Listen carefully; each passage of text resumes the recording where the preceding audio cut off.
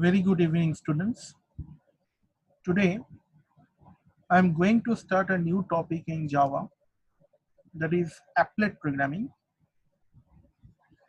So far, the program that we have written are basically application-based program. In Java, we have two types of programs in categorically. One is the type of applet program. Another is an application program. So far, the program that we have written all are application program in which there must have a main method, and that main method must written inside a class which is called main class, and we have to compile that program, and then after we have to execute that class file to get the desired output of that program. But in this applet programming is not like that, not like application program. There are some difference between this applet program and this application program. Two types of applet we have. One is local, another one is remote. Local applet means an applet which are developed locally and stored in a local system is known as local applet.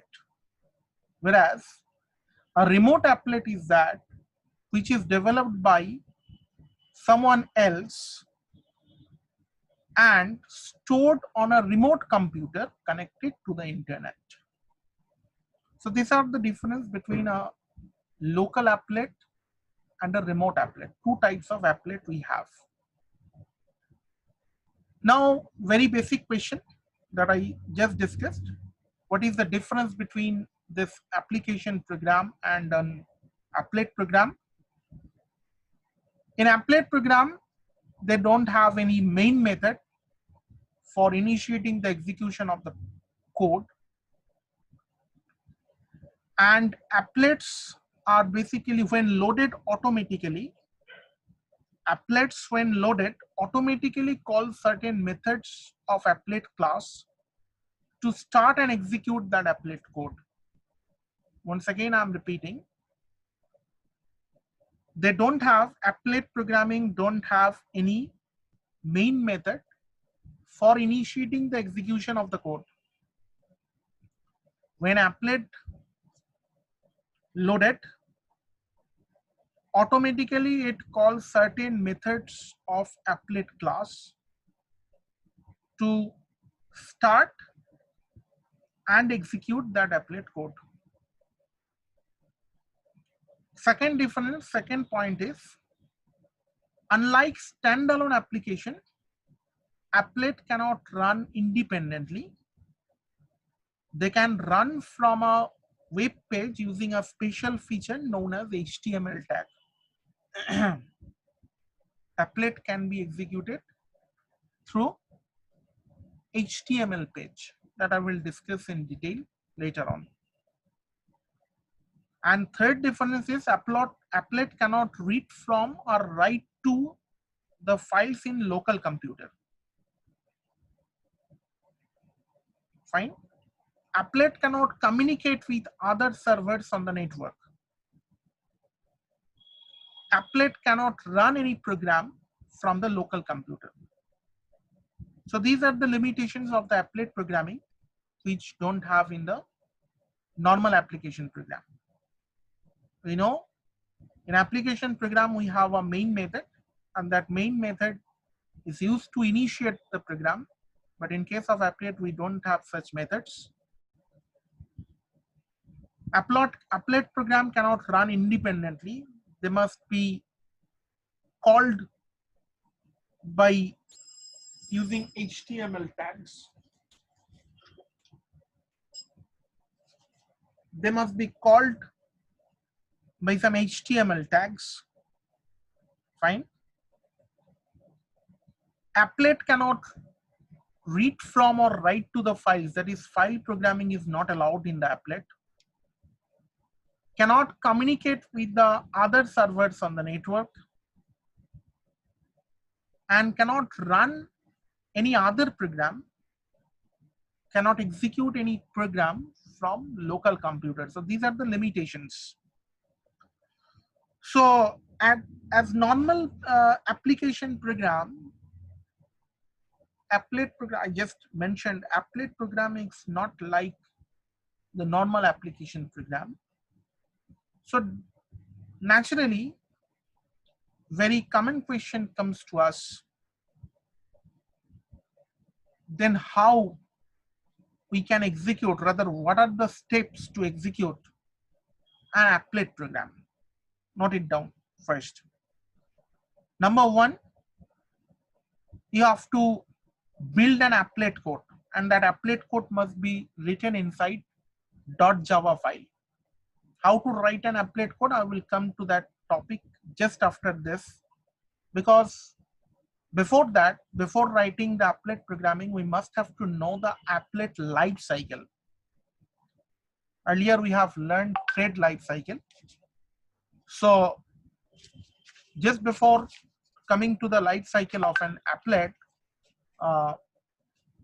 just before coming to the writing programming in applet, we must have to know the life cycle of this applet. Fine.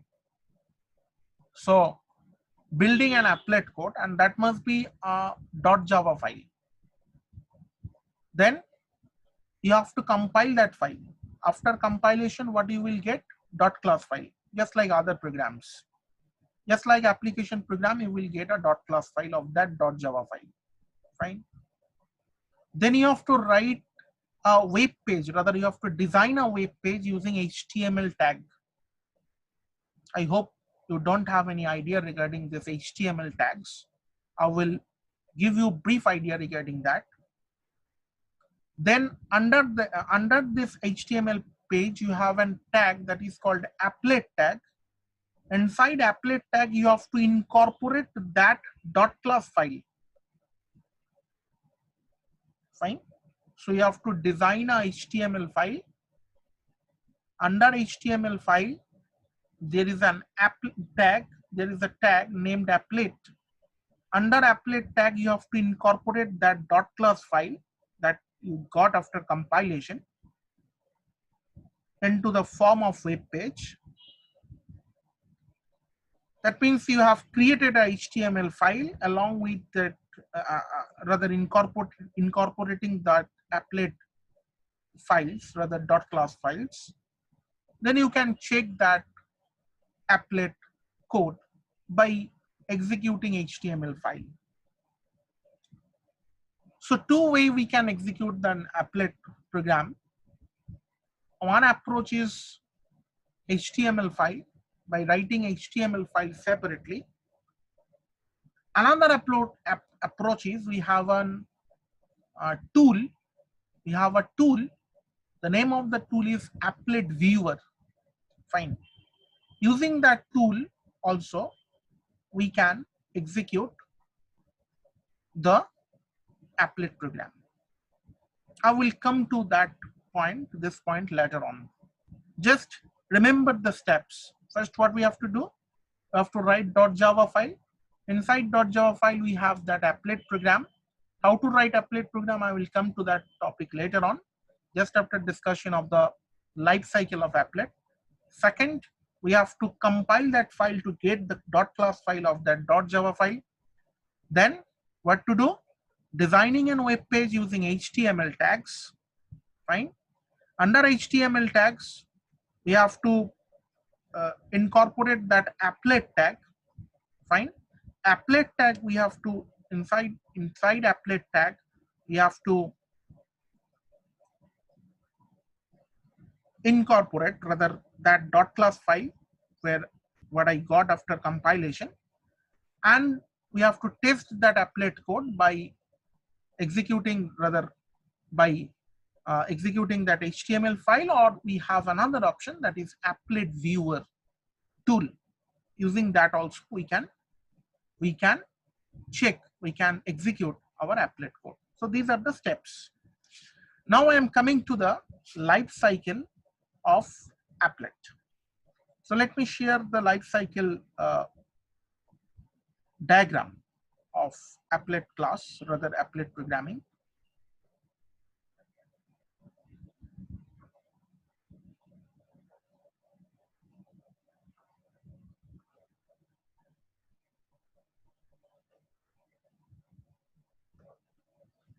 Fine, I hope it is visible to you. Fine.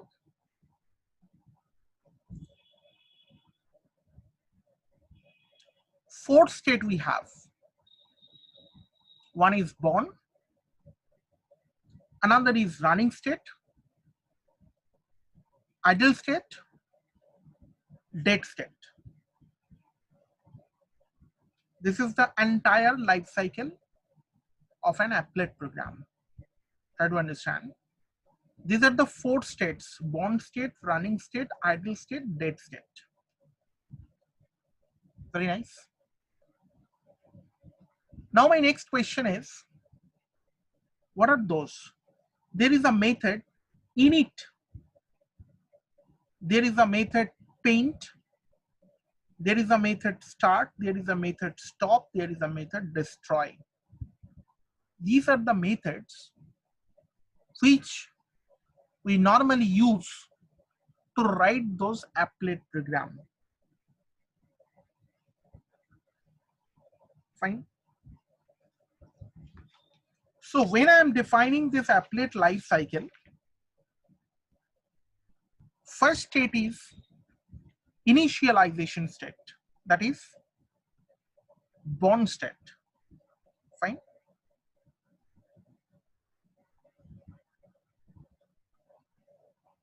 Applet enters into this initialization state when it is first loaded. This is achieved, how this is achieved? By calling the init method of applet class. Before coming to the life cycle, one more thing I need to mention. The hierarchy of this applet class, actually the applet program that we write that are extended from class applet.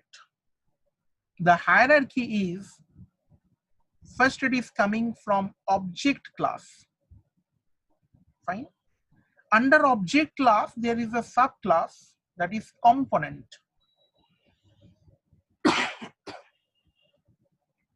Under component, we have container class, object class, then component, then container. Under container, we have panel, and under panel, these are all java.awt package. Java.awt component, Java.awt container, under that Java.awt panel, under that Java.applet.start or applet.applet. This is the applet class. This is the hierarchy of the applet class. It is coming from object class. Under object, there is a subclass component. Under component, there is a subclass container. Under container, there is a subclass panel. Under panel, there is a subclass applet. Try to understand. So basically, the class that we are going to define, we must have to extend the class from already defined class, that is applet class. And I just mentioned what is the hierarchy of that applet class. So applet enters initialization state when it is first loaded, and this is achieved by calling the init method of the applet class. Try to understand. Calling the init method of the applet class. The applet is born. At this stage, we may do the following if required. Create objects needed by the applet. Set up initial values if required. Most of the times we don't have required to do this. If required, then we can do this under init method, because when init method gets called, where it is defined under applet class. Under applet class, there is a method. The name of the method is init. The init method is basically, what is the task of the init method? To initialize, better to say. And when the applet class init method gets called, or rather applet class is calling that init method, the applet becomes in born state. And what we are doing under this init method, we basically create objects needed by the applet, set up initial values, load images or fonts, set up colors. I will do this using different programming examples. And the initialization occurs once in the applet lifecycle, only once. It will not be repeated. Fine. To provide any of the behavior mentioned above, we must have to override the init method. That means already we have an init method under applet class. To do any of these tasks just mentioned earlier, we have to override that init method. Fine. Then from born state, it is coming to the running state by calling start method, but explicitly we need not to call start method. When applet loaded, automatically it calls the start method. Applet enters running state when the system calls start method of the applet class. This occurs automatically after the applet is initialized. Starting can also occur if applet is already in stop state or ideal state. When it may come to the stop state or ideal state, try to understand. Suppose a web page, inside a web page, your applet code is running. Fine. You may leave that web page, or rather, yes, you may leave for that web page temporarily to another page and return back to that page again. So when you have returned that page again, your applet again starts running. So this is the state. The applet is moving from running to ideal state, and when you are returning back to original page, then when it starts again running, then that state is means the applet is moving from ideal state to running state. So this is the switching between running state, ideal state, and ideal state to running state. Unlike init method, start method may called more than once in the entire life cycle of the applet. Fine. I hope you understood this much. What is initialization state? What is running state? What is ideal state? Fine. So once again, I am telling what is ideal state. An applet becomes ideal when it is stopped from running. Stopping occurs automatically when you leave the page containing the currently running applet. Fine. And if you want to do explicitly by calling stop method, you can do that. I hope you understood what is the meaning of this ideal state. What is dead state? Applet is said to be dead state when it is removed from the memory. An applet is said to be dead state when it is removed from the memory. This occurs automatically by invoking destroy method, or when we quit the browser. When we quit the browser, automatically destroy method gets called and the applet are moving from idle state to dead state. Like initialization, the destroying stage occurs only once in the applet lifecycle. Like initialization, I'm once again repeating, like initialization, destroying stage occurs only once in this applet life cycle. What about this running state?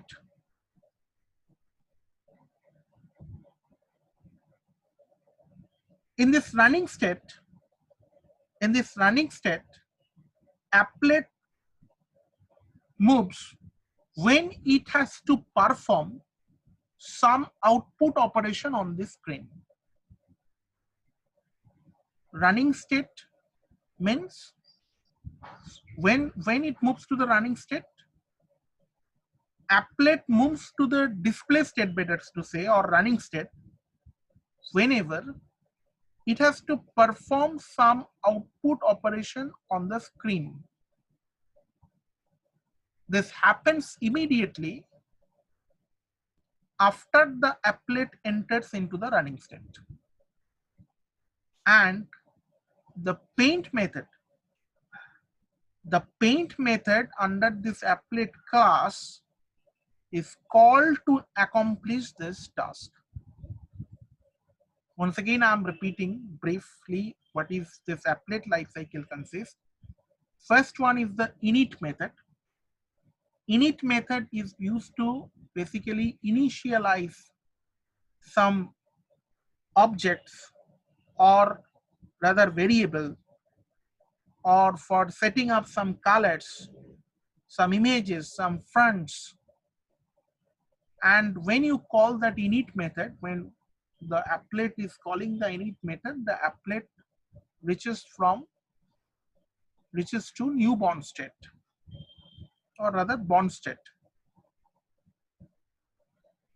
After newborn state, when the applet starts its running, automatically start method gets called and it moves from born state to running state.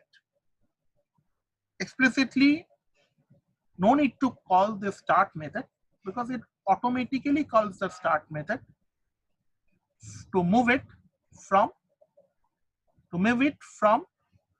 each state to each state, from born state to running state. Thereafter, if we leave the pages, because earlier discussion we came to know applet cannot execute its own. It is executed as a form of, rather it is embedded with an HTML page. So it may be the case we are leaving that HTML page for some time being, and when we are leaving the HTML page and again returning back to the HTML page, so when I'm leaving, the applet moves from running state to idle state. There may be an option by calling stop method explicitly, but if we normally leave that certain HTML pages where applet is running, the immediately applet moves from running state to idle state. And when I am coming back to the again HTML pages, the applet is again starts its running. And when we close that browser, or when we close the output screen, automatically that destroy method gets called and the applet gets destroyed and it reaches to the dead state.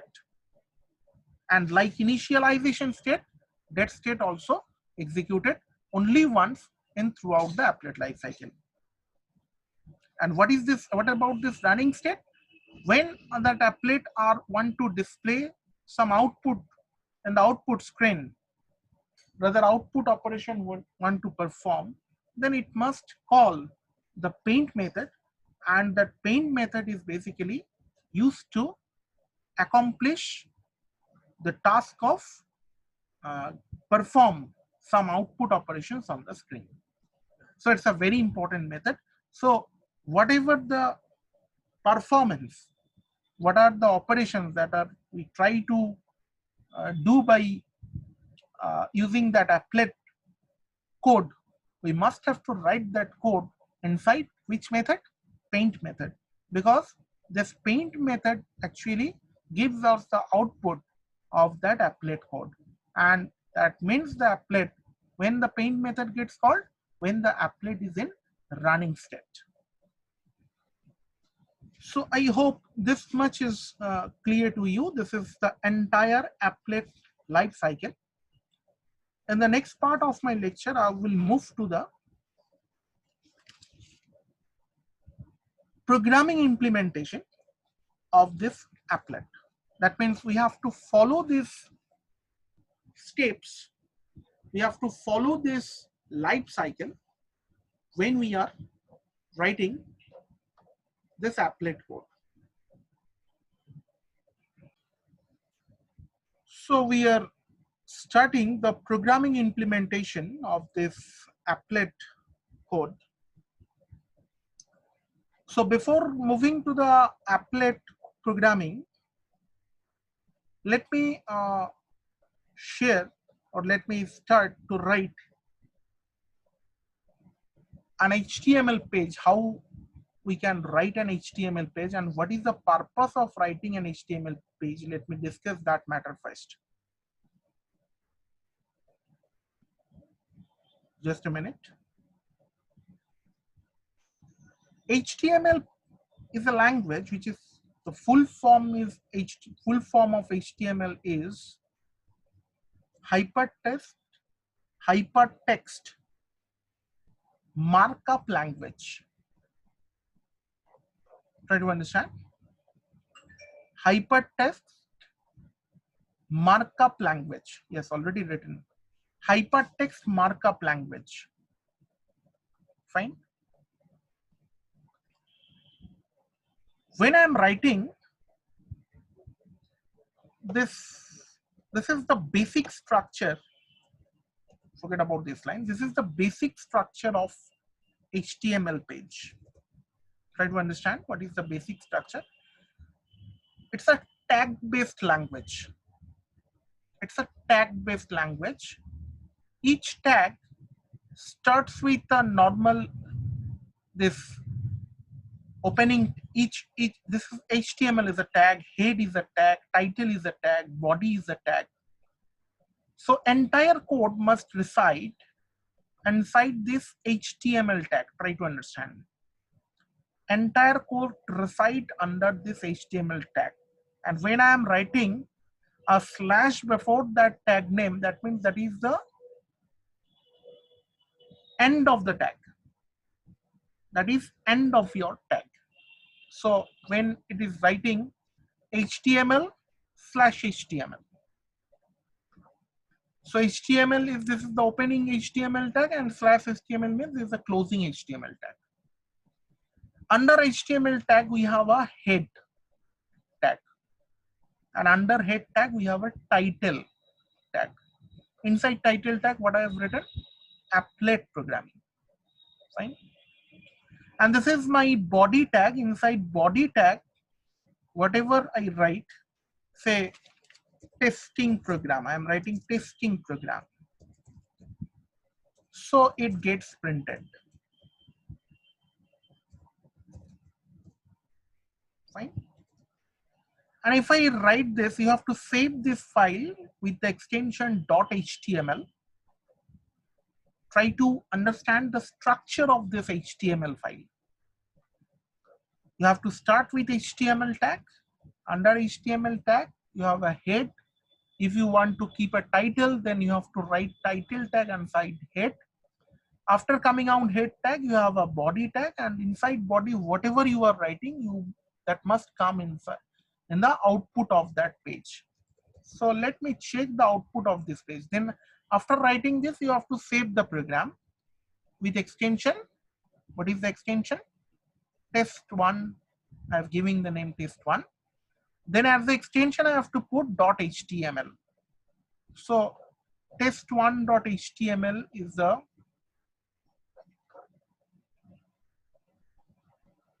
the program name. Fine.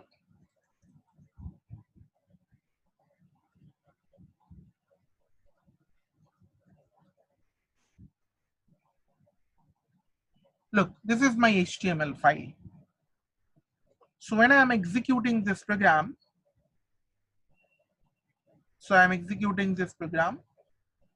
with this.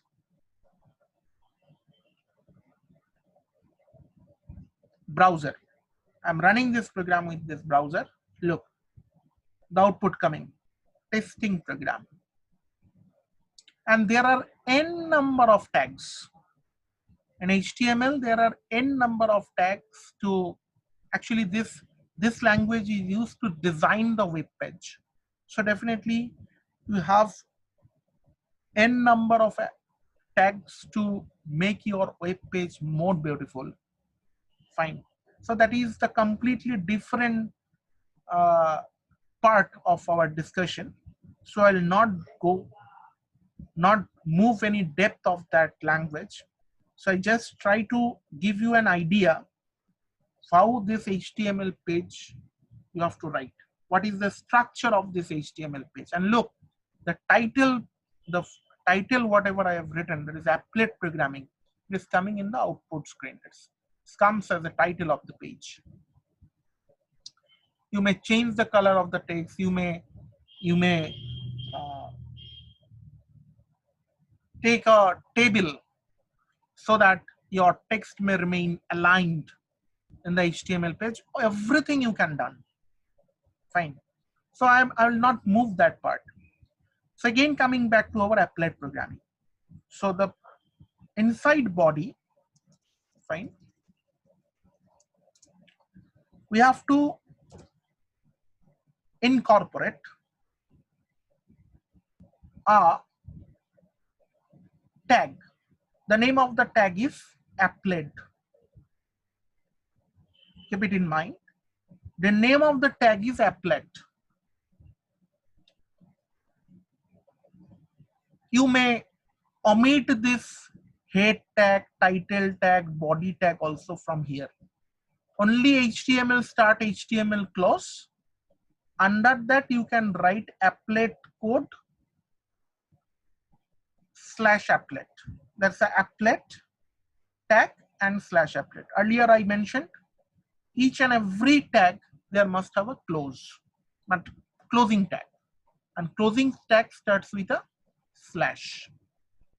So I hope this much you understood how HTML page looks like and how HTML page looks like and what is the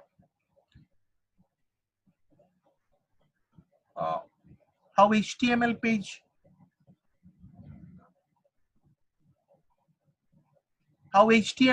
look like and what is the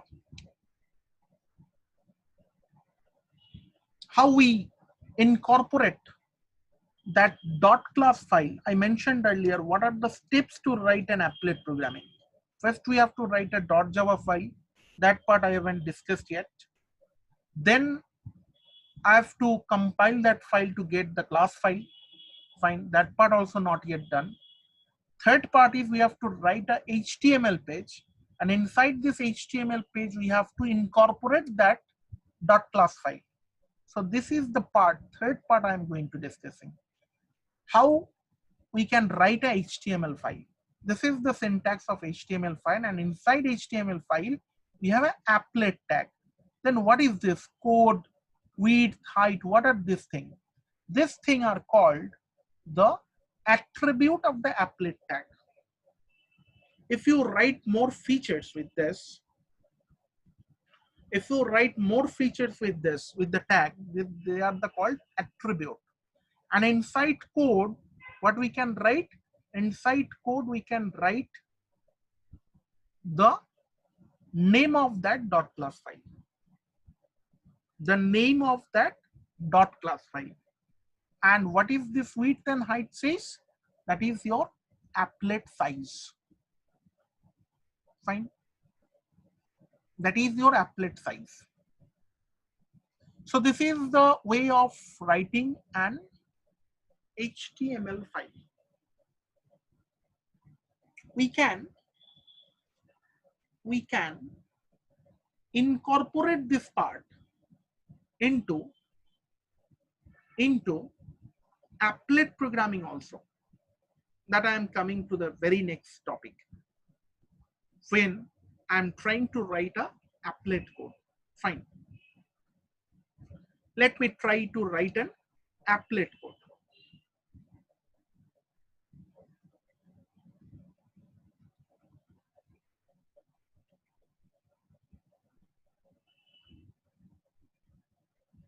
Already I have written few. Anyway, I'm writing a new file.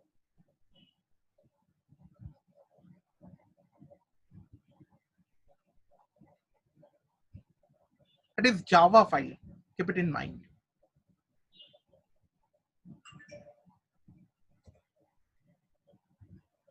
It is Java file. I'm giving the name of this Java file as test5. Very fine. To write an applet program, we have to import two packages. What to do? We have to import two packages. One package is already we aware about this, that is import java dot applet dot star, because we have to extend the applet class. I already mentioned the hierarchy about this. We have to extend the applet class, and that applet class is reside inside this package. Fine. And second package is import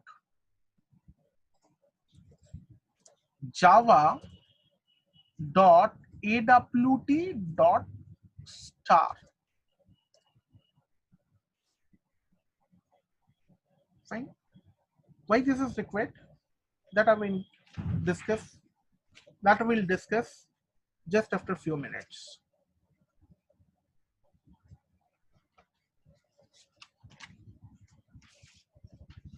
Then try to remember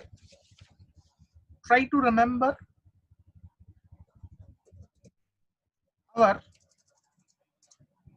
life cycle of the thread. Public class.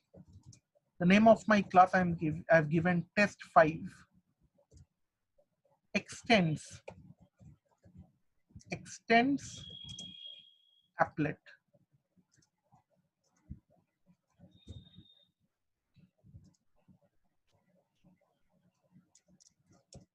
So this is my own class I'm going to define.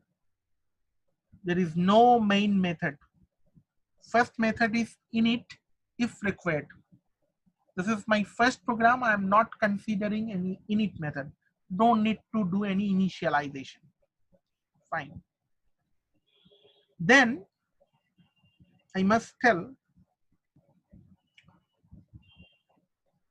to get some output, what we have to, the code we have to write inside paint method that I discussed earlier.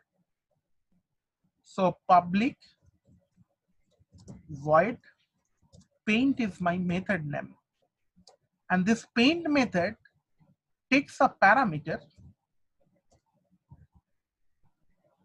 graphics from graphics class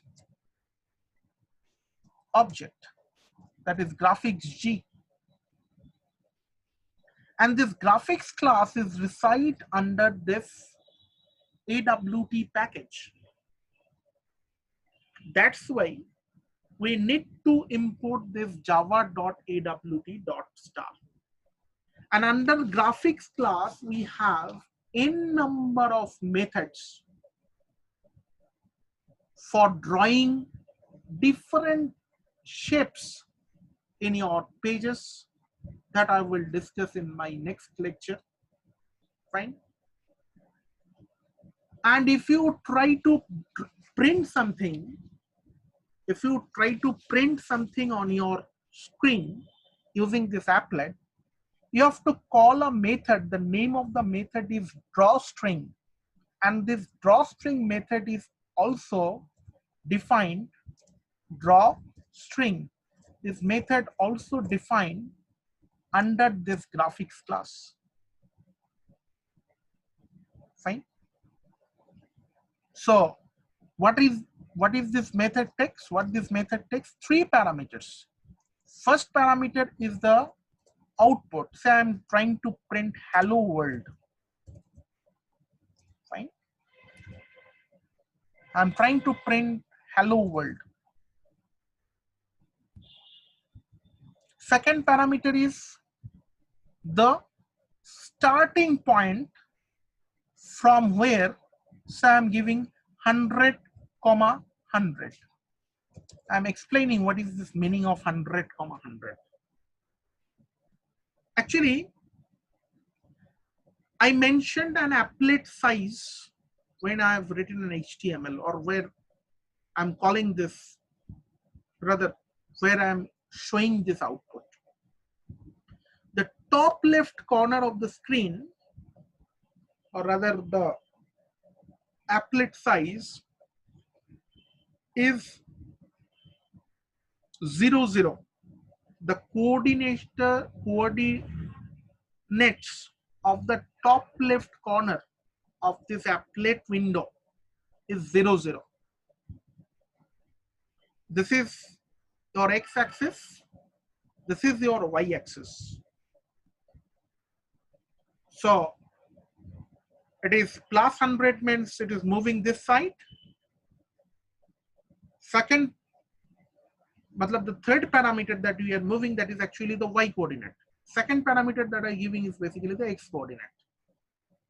So it is 100, 100. That is the starting point of this print context, rather hello world. Fine. I'm again repeating what is the meaning of this 100, 100. That is the starting point where this content hello world gets printed. This string hello world gets printed. Because this g.drawString takes a parameter. First parameter is string. That parameter is used to print.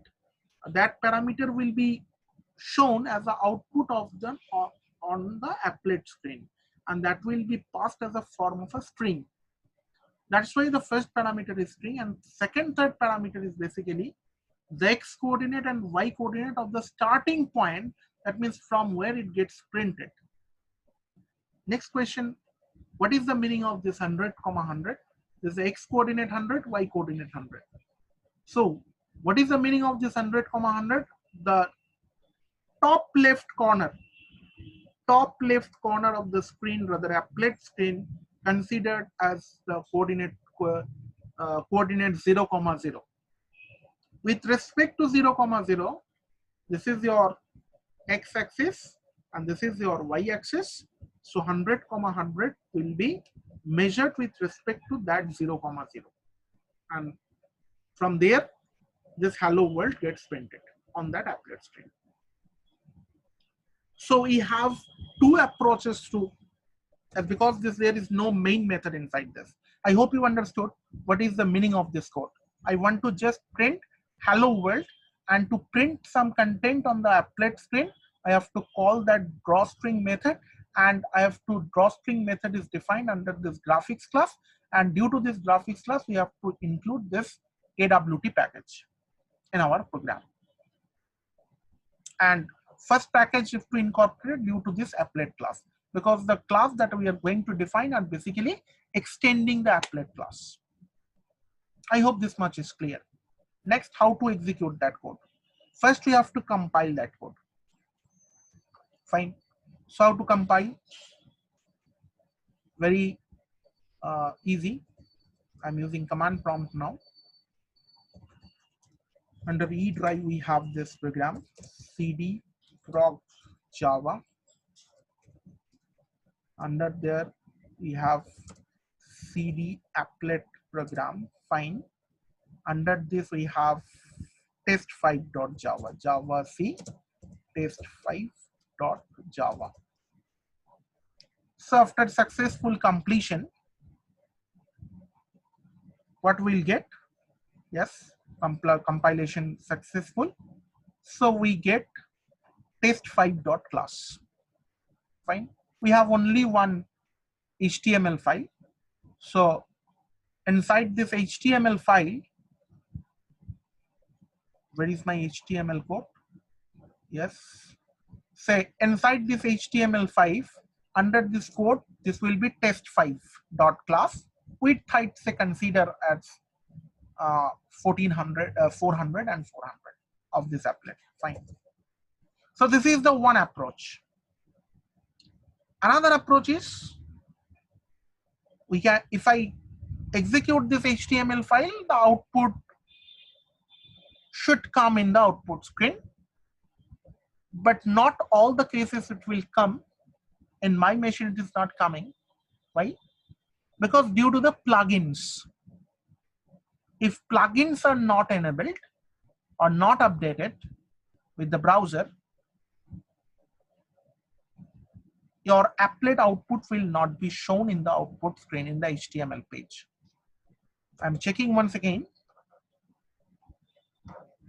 This is my test1.html. Look, if I refresh it, look, no applet code, no applet output is coming in that screen. But if the plugin is updated, this should come on the output screen. Forget about this. We have another approach, that is applet viewer tool. Fine.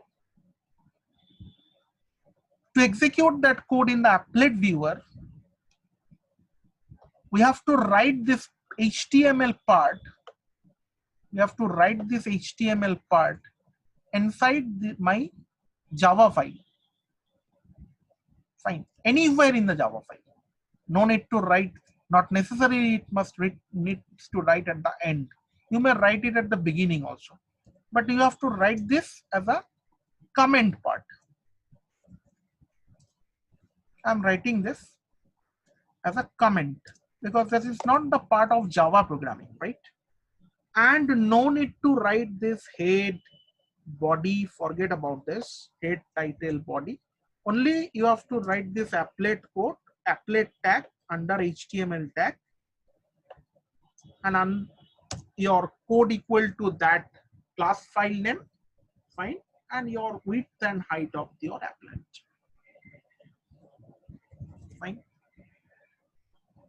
Still you compile, you will get the same class file as because this is the commented part. So I'm not compiling once again.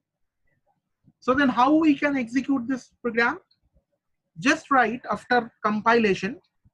Earlier to execute program, what to write? Java space file name. This time I will write applet viewer. VIEWER. Applet viewer is the tool name to display the output of the applet.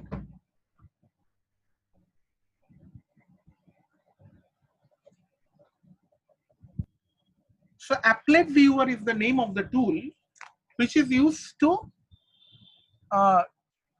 show the output of our applet program. So what I have to write? Applet viewer test5.java. Fine. Look, hello world is coming as output. Fine. So this applet size is how much? That is defined as 400. This much is described as pixel. Fine. And my starting point of this applet is 100, 100. This is 0, 0. With respect to 0, 0, this is 100. 100 is a x coordinate and a y coordinate from where this hello world string gets printed. So again, I am repeating what are the steps to write a applet program. First, we have to write a .java file. Fine. You have to write a .java file. This is what is the content of .java file that we have just implemented. A basic program just printing hello world. Then we have to compile it. After compilation, we will get a .class file. And that .class file we need to incorporate in a HTML file. In this manner, we discussed briefly how to write an HTML file. And inside HTML file, we have to use an applet tag. There is a code attribute. Width and height is the applet width and applet height. That must be mentioned. And to execute that HTML file, we can see the output of the applet code, but if the plugins is not supported, of the browser plugins and not supported, then the output may not come in your browser. So in my case also, the output is not coming, though the HTML page is running, but the output is not coming, is because I expect that plugins is not supporting to execute it. So another approach we have, this is the one approach. Another approach we have, that is to use applet viewer tool that I have used. Inside applet viewer tool, how to run this applet code. Embed your HTML file inside the Java file by commenting part. You may embed this HTML, you may embed this part of code anywhere in this Java program. Compile it, and after compilation, the code is applet viewer test5.java. test5.java. If I run applet viewer, VIAWER, applet viewer test1.html, then also I can see the output of, this HTML file. I'm executing test1.html. It is not running in the browser, but using applet viewer, I can check the output, that HTML file. That's because browser is not supporting over here.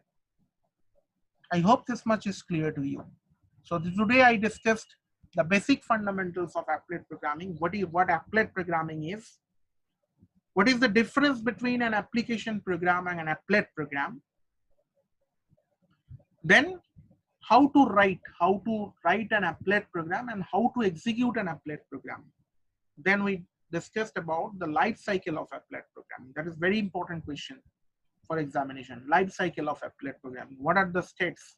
What are the methods that we normally write in the applet programming? Fine.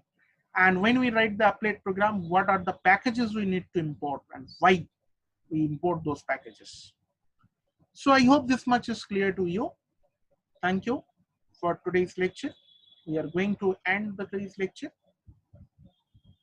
Thanks once again.